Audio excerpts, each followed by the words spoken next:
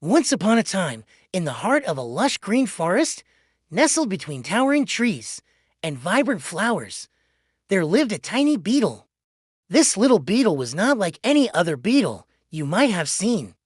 Its shell was a brilliant emerald green, shimmering in the sunlight like a precious gem.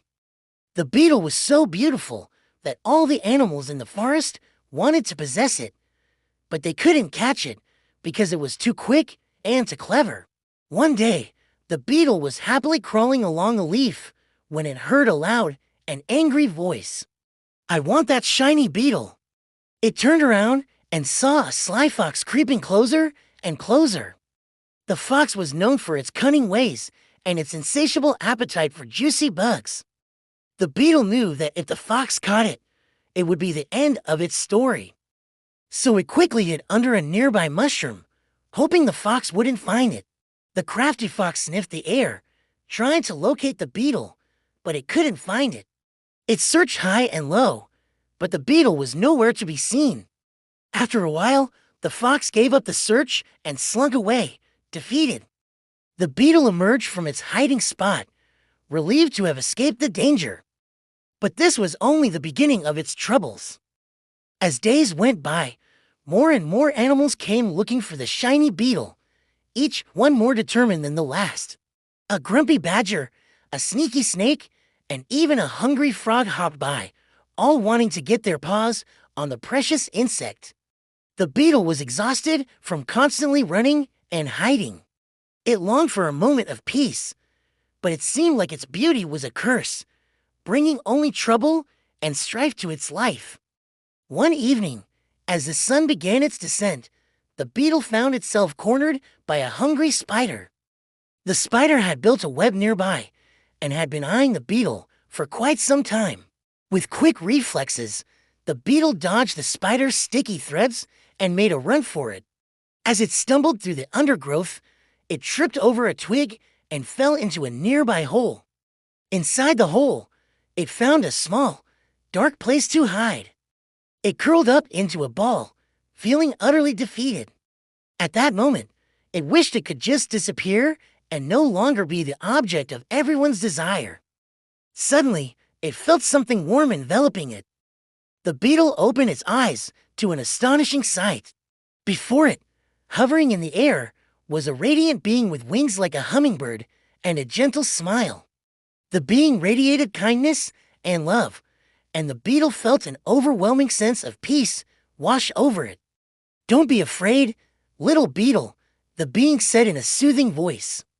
"I am here to help you." The beetle couldn't speak, but it managed to nod its head, tears welling up in its eyes. "You are beautiful," the being continued, "and there is nothing wrong with that. But I see that your beauty has brought you nothing but sorrow and suffering. Don't worry, I have a plan that will ensure your safety and happiness." The beetle looked up at the being, confused and scared, but trusting in its benevolent nature, it nodded again, silently agreeing to the plan. The being waved its magic wand, and in a flash, it transformed the beetle into a beautiful pearl. Then it placed the pearl in a small velvet pouch and descended from the sky. As it flew, it sang a soft and enchanting tune, which seemed to carry secrets from the heart of the forest to the farthest reaches of the land. Finally, it reached a place where the river flowed into a sparkling lake, a place teeming with all kinds of aquatic life. Here, the being knew there were plenty of fish who would be delighted to find such a precious gem. The being gently opened the pouch and let the pearl fall into the water. It shimmered and shone as it sank to the bottom, resting on a bed of soft mud.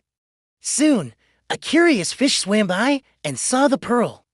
It nudged it with its nose, mesmerized by its beauty. More and more fish gathered around, each one more amazed than the last. They had never seen anything so beautiful and precious before. They swam in circles around the pearl, marveling at its elegance and grace. Then one wise old fish spoke up. "We must do something to honor this gift from above," it said to the others.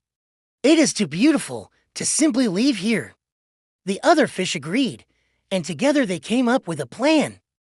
They would create a special place in the lake where the pearl could rest, a place that would become a sanctuary for all the creatures living in the water. With their combined strength, they moved rocks and pebbles, creating a small grotto adorned with colorful pebbles and sparkling shells. In the center of the grotto, they placed the pearl, which seemed to glow with an inner light, illuminating the entire space. From that day on, the grotto became a sacred place for all the lake dwellers.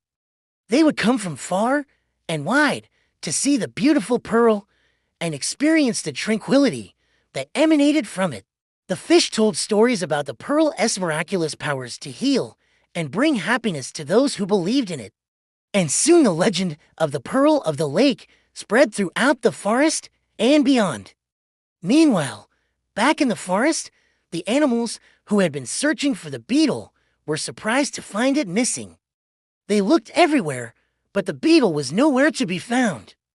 They couldn't believe that such a valuable prize had simply vanished into thin air.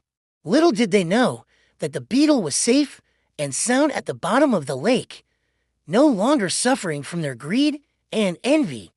The once desperate beetle had become a symbol of hope and wonder, reminding all who believed in it that true beauty lay not in the physical world, but in the goodness of one's heart. As the years passed, the grotto became a place of pilgrimage for animals from all over the land. They came to pay homage to the beetle, now known as the pearl of the lake, and to bask in the warmth of its ethereal glow.